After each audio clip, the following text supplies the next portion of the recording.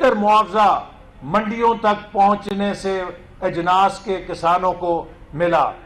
ہماری حکومت نے اسی طرح جو کریڈٹ کی فراہمی ہے اس میں بھی اضافہ کیا کہ بروقت کریڈٹ ملے اور کھاد اور ادویات کے اندر ہر قسم کی ملاوٹ کو ختم کیا جائے، جس سے کہ جب کسان کو خالص بیج ملتا تھا اور خالص ادویات ملتی تھیں اور خالص کھاد ملتی تھی تو اس سے بھی زرعی پیداوار کے اندر اضافہ ہوا.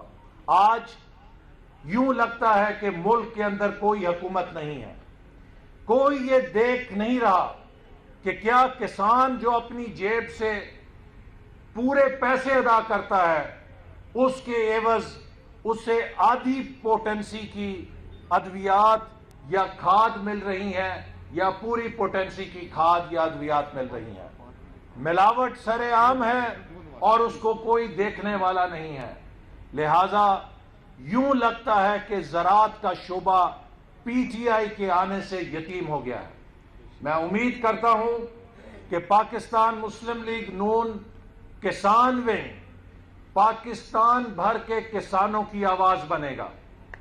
ہمارے ملک کے کسانوں کو ان کا مزید استحصال ہم برداشت نہیں کریں گے، اور عمران خان کی حکومت کو میں بتانا چاہتا ہوں کہ اگر اس نے کسان دشمن پالیسیاں، زراعت دشمن پالیسیاں نہ تبدیل کی تو وہ مودی سرکار کے انجام سے سبق سیکھے. جس طرح دہلی میں آج 75,000 ٹریکٹروں کے ساتھ ہندوستان کا کسان دارالخلافے میں بیٹھا ہے، یہ کسان بھی جب پی ڈی ایم کال دے گی تو اپنے ٹریکٹر ٹرالی لے کر اس لانگ مارچ کے اندر شامل ہوں گے اور اسلام آباد پہنچیں گے.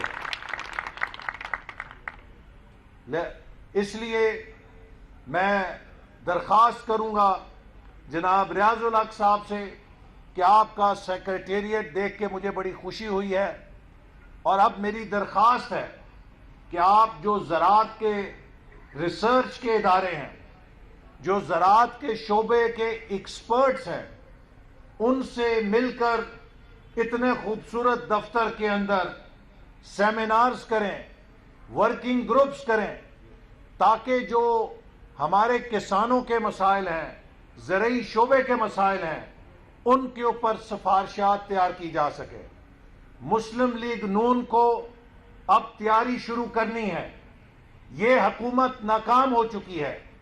عمران خان کا پروجیکٹ فیل ہو چکا ہے، لیکن عمران خان کے پروجیکٹ کے فیل ہونے کے ساتھ ہم نے پاکستان کی ریاست کو فیل نہیں ہونے دینا.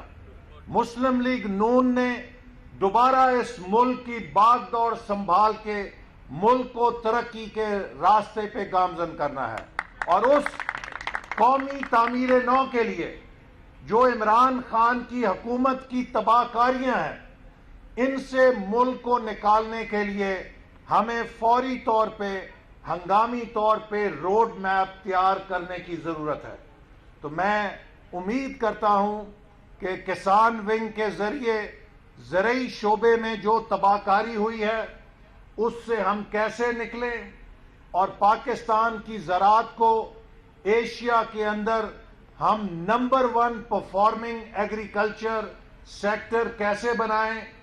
اس میں جو کسانوں کے ساتھ مل کر، زرعی ماہرین کے ساتھ مل کر، زراعت کے ریسرچرز کے ساتھ مل کر، زراعت کے ٹیکنالوجسٹ کے ساتھ مل کر آپ نے آج ہی سے روڈ میپ کی تیاری شروع کرنی ہے، تاکہ جب ہم دوبارہ پاکستان کی باغ دوڑ سنبھالیں تو ہم 1 منٹ ضائع کیے بغیر پاکستان کی تعمیر نو کے عمل کو اس سے زیادہ جوش اور جذبے کے ساتھ شروع کریں جو ہم نے 2013 میں لٹے پٹے پاکستان کو، جہاں 18 گھنٹے لوڈ شیڈنگ ہوتی تھی، جہاں دہشت گردی تھی، جس کی معیشت تباہ ہو چکی تھی، جس جذبے کے ساتھ ہم نے اس پاکستان کو اٹھایا تھا، اب ہمیں اس سے 10 گنا زیادہ جذبے سے اس ملک کو اٹھانا ہوگا، کیونکہ پچھلے 2.5 سالوں میں جو ملک کی بربادی ہو گئی ہے، مجھے لگتا ہے کہ ہمیں نہایت محنت بھی کریں تو کم سے کم 3 سے 4 سال لگیں گے ملک کو دوبارہ 2018 کی سطح پہ لانے کے لیے۔ یہ پاکستان کی معیشت جس نے آج 350 ارب پہ ہونا تھا، عمران خان نے اس کو 260 ارب ڈالر پہ پہنچا دیا ہے۔ آپ دیکھیے کہ تقریباً 90 ارب ڈالر پاکستان کی جی ڈی پی کا حجم عمران خان کے آنے کے بعد سکڑ گیا ہے۔ اور اس سے جو سوال کریں وہ جی پچھلے قرضے دے گئے۔ کون سے قرضے دے گئے؟ ہم نے جو قرضے لیے ان کے ساتھ ہم نے ملک میں 11,000 میگا واٹ بجلی پیدا کی۔ ہم نے جو قرضے لیے ان سے 2,000 کلومیٹر موٹر ویز بنائیں۔ آج کراچی سے پشاور تک، گوادر سے کوئٹہ تک، مغربی روٹ ڈیرہ اسماعیل خان سے اوپر برہان تک، گلگت بلتستان، خیبر پختونخوا، ہزارہ موٹر وے، ملک کے چپے چپے پر شاہراہوں کا جال ہم نے بچھایا۔ ہم نے جو قرضے لیے ان سے سی پیک کی 29 ارب ڈالر کی سرمایہ کاری کو کامیاب کیا۔ اور عمران خان، تم نے 2 سالوں میں ہم سے زیادہ قرضے لیے، تم نے ان قرضوں سے کہیں ملک میں ثابت کرو ایک اینٹ بھی لگائی ہو، بلکہ جو منصوبے ہم شروع کر گئے تھے تم نے ان منصوبوں کو مکمل کرنے کے لیے بھی فنڈز جاری نہیں کیے۔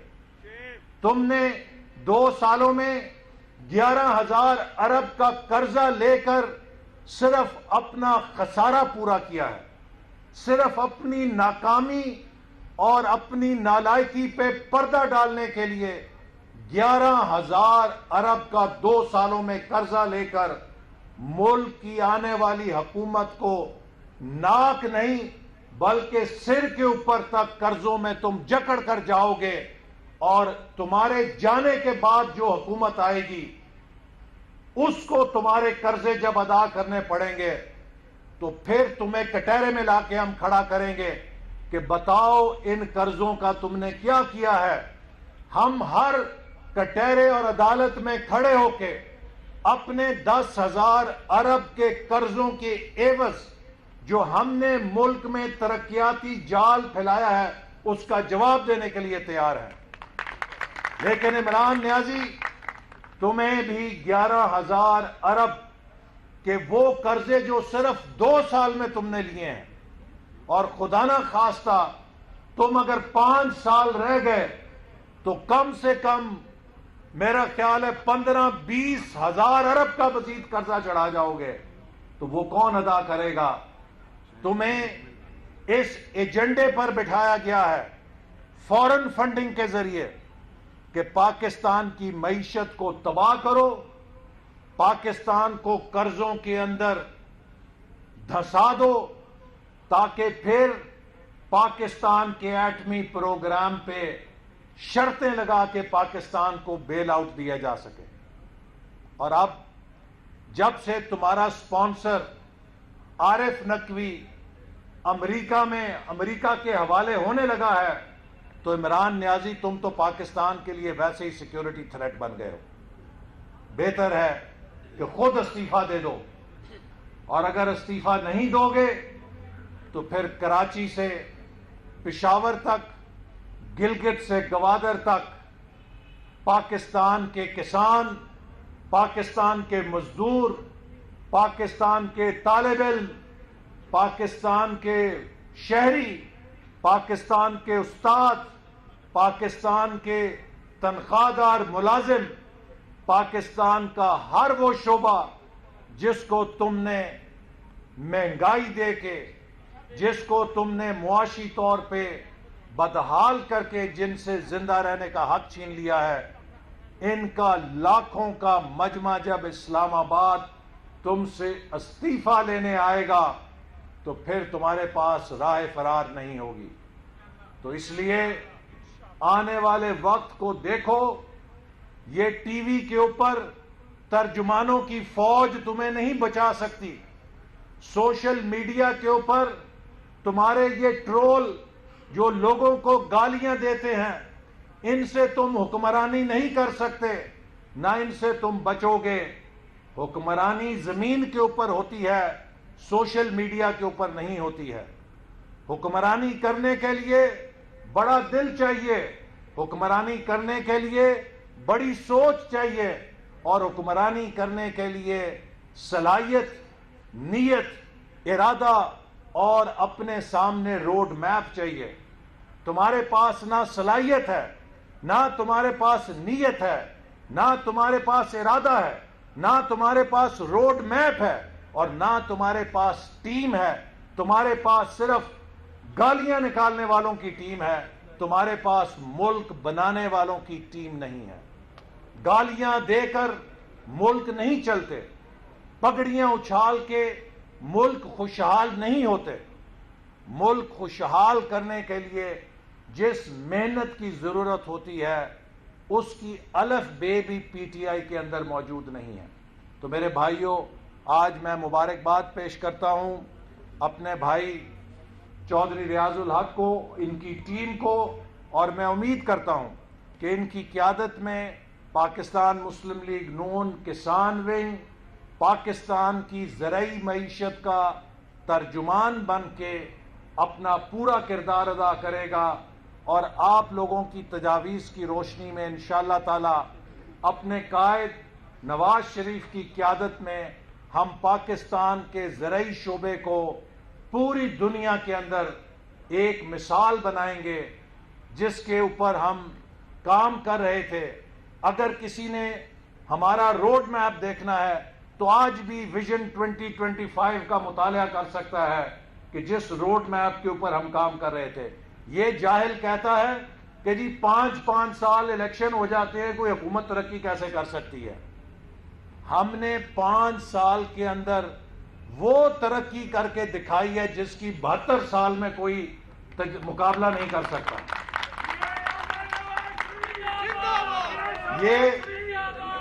یہ تو ایسا اناڑی ہے کہ اگر اس کو 500 سال بھی کوئی بٹھا دے گا اقتدار پہ تو یہ کہے گا بھائی 500 سال تو بڑے تھوڑے تھے، کوئی 500 سال میں بھی ترقی کر سکتا ہے، اس کے لیے تو 1000 سال چاہیے تھے۔ تو جو اناڑی ہو وہ یہی کہتا ہے کہ انگور کھٹے ہیں۔ اگر نیت اور ارادہ ہو تو 2 سال کے اندر بھی آپ موٹر وے بنا کے دکھا سکتے ہیں، 11 مہینے کے اندر بھی آپ میٹرو بنا کے چلا سکتے ہیں، لیکن آپ اگر اناڑی ہوں تو 8 سال میں بھی آپ سے بی آر ٹی پشاور نہیں چل سکتی۔ تو اپنے اناڑی ہونے کو 5 سال کے اوپر نہ کرو۔ تم کیا کوئی بادشاہت پاکستان میں بنانا چاہتے ہو اپنی؟ تمہیں یہ بادشاہت نہیں ملے گی، فیشزم نہیں کرنے دیں گے۔ اس ملک کی بنیاد ووٹ کے ساتھ بنی تھی، اور یہ ملک، اور ہمیں وصیت کی کہ اس ملک کو ووٹ کی طاقت سے چلانا۔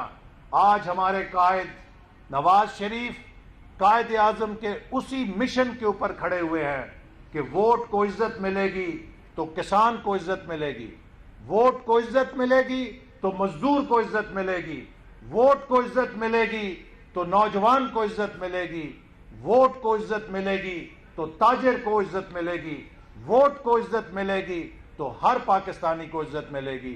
پاکستان زندہ باد، مسلم لیگ نون پائندہ باد۔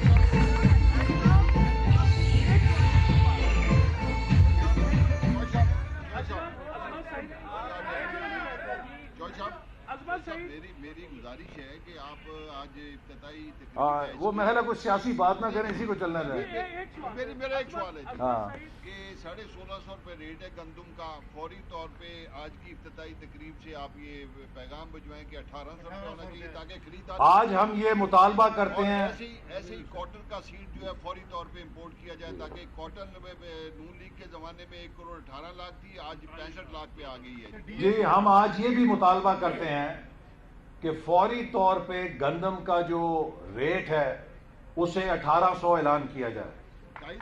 اور یہ بھی ہم مطالبہ کرتے ہیں کہ کپاس کے بیج کو فوری طور پہ امپورٹ کیا جائے، چونکہ گندم کی بجائی کے اوپر بھی پنجاب ہی نہیں پورے پاکستان کے کسان کو وقت کے اوپر بیج نہیں ملا اور بہت مہنگا بیج ملا ہے. تو اسی لیے کپاس کے کسانوں کو سستا بیج دینے کے لیے، بروقت بیج دینے کے لیے فوری طور پہ کاٹن سیڈ بھی امپورٹ کیا جائے، اور گندم کے لیے جو سپورٹ پرائس ہے وہ 1800 روپے کی فوراً اعلان کیا جائے.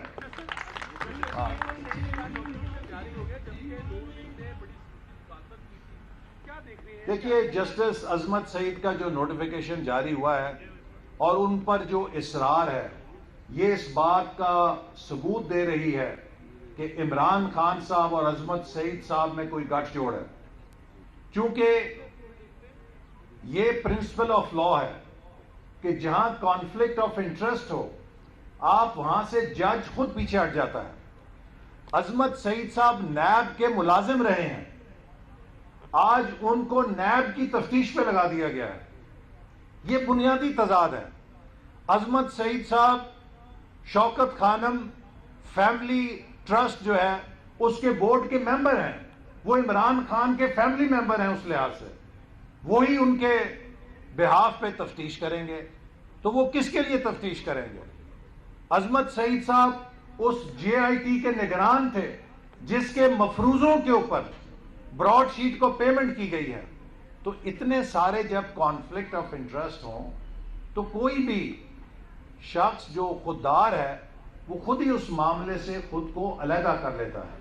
اور اب پاکستان بار کاؤنسل، سپریم کورٹ بار ایسوسی ایشن، سندھ بار کاؤنسل، وکلا بھی اس بات کو ریکارڈ پہ لا چکے ہیں کہ جسٹس عظمت سعید صاحب کو اس کمیشن سے خود کو علیحدہ کر لینا چاہیے. میں امید کرتا ہوں کہ وہ اس بات کو محسوس کریں گے کہ ان کی ذات کی بات نہیں ہے. یہ کانفلکٹ آف انٹرسٹ کا بیسک فنڈامنٹل پرنسپل ہے. ہم نہیں چاہتے کہ پاکستان کے اداروں کے حوالے سے لوگوں میں بدگمانیاں پیدا ہوں، کیونکہ عدلیہ کسی بھی سوسائٹی کی بیک بون ہے.